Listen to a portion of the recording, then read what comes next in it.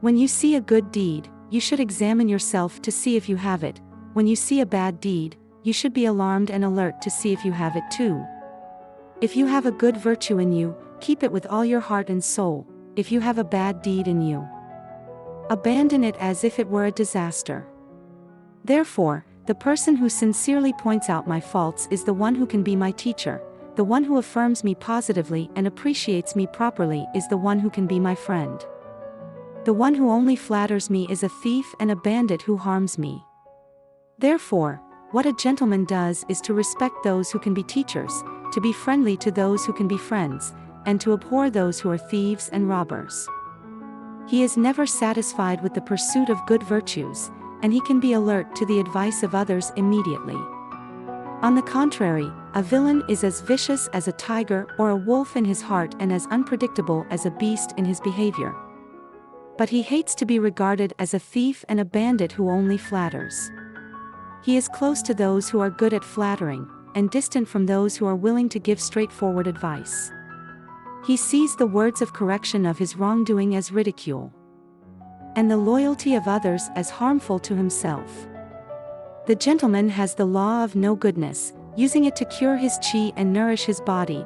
He can make his life expectancy catch up with pengzu, using it to cultivate his character.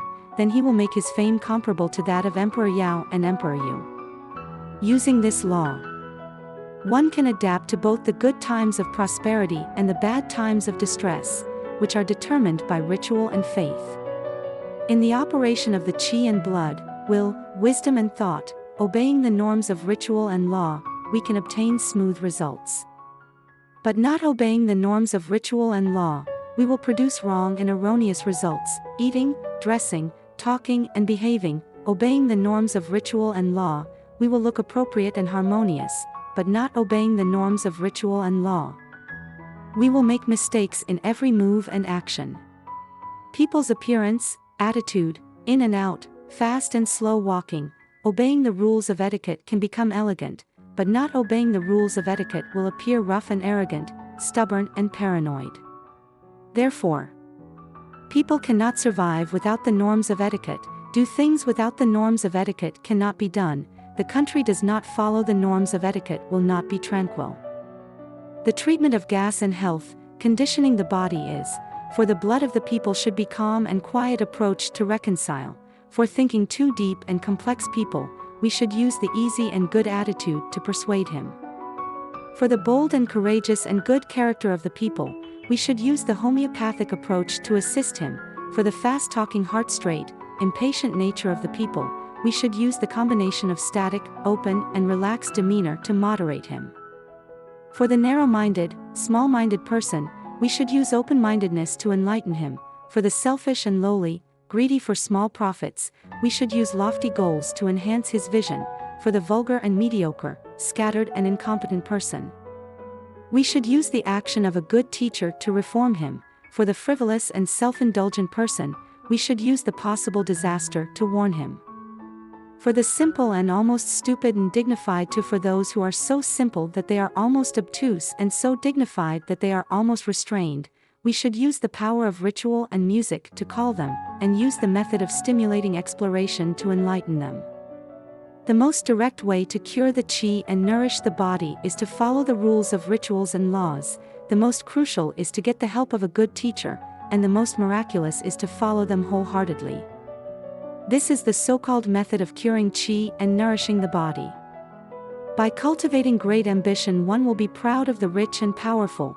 By pushing the power of morality, one will defy kings and princes, and by focusing on reflecting on oneself from within, one will not be moved by external things. The ancient book says, "A gentleman will enslave external things, while a villain will be ensnared by external things." This is what is said. What is physically strenuous but makes the heart peaceful should be done, and what is of little benefit but more moral righteousness should be done. It is less morally righteous to gain prominence by serving a troubled and faint ruler than to serve a monarch who is in trouble. Therefore, a good farmer will not give up farming because of a drought or flood. A good businessman will not give up his business because of a loss. And a scholar will not neglect the pursuit of morality because of a difficult life. A person who looks respectful on the outside but shows loyalty on the inside, who observes the rules of etiquette but is full of benevolence on the inside, will still be respected even if he has to go far away from the barbarians because he is not highly valued.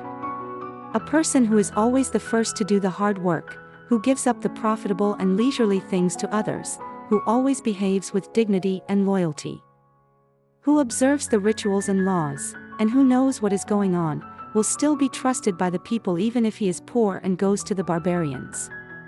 A person who appears to be arrogant, stubborn and cunning, who follows the doctrines of Xunzi and Mozi but is mentally dirty, will not be despised wherever he walks in the world. If a person is quick to flee when he encounters something hard and tiring, if he sees something profitable and relaxing, if he is evil in heart and does not know how to restrain himself, and if he pursues his own selfish desires without restraint, there is no one who will not reject him wherever he walks in the world. The so-called rituals and laws are used to correct one's own behavior. The so-called teachers are used to correct the rituals and laws. If there is no ritual and law, what else can I use to correct my own behavior? Without a teacher, how can I know what the rights and laws are like? He acts according to what the law of propriety prescribes because his nature rests on the law of propriety. He acts according to what his teacher says because his wisdom is the same as his teacher's. If one can do this, one can be called a saint. Therefore, to disobey the rules of etiquette and law is to ignore the rules of etiquette and law, and to disobey the guidance of the teacher is to ignore the teacher. A person who does not follow the rules of the teacher and the rituals, but prefers to think that he is right, is like a blind person who distinguishes colors, or a deaf person who distinguishes sounds, and can do nothing else but talk nonsense. Therefore, the root of learning is to learn the rituals. The teacher must explain the correct etiquette by his own behavior, and pay attention to the norms of etiquette and law. A gentleman is not zealous in seeking gain, he avoids calamity early, he avoids shame with fear, and he is courageous enough to take on what is moral and right. A gentleman upholds his ambition even when he is in a difficult and poor situation. He behaves respectfully and courteously when he is well off. He does not slacken off even when he is comfortable. He does not look listless even when he is tired. He does not punish others excessively even when he is angry. And he does not reward others too much when he is happy. A gentleman is ambitious even when he is in a difficult life because he respects benevolence. A gentleman is humble even in a rich life because he does not arrogate power to others. He does not slacken off when he is comfortable because he follows the rules of propriety. He does not lose heart when he is tired because he pays attention to manners. He does not punish others excessively when he is angry and does not reward others excessively when he is happy because propriety prevails over selfishness in his heart. The reason why he does not punish others excessively in anger and reward others excessively in joy is that the law of propriety prevails over personal feelings.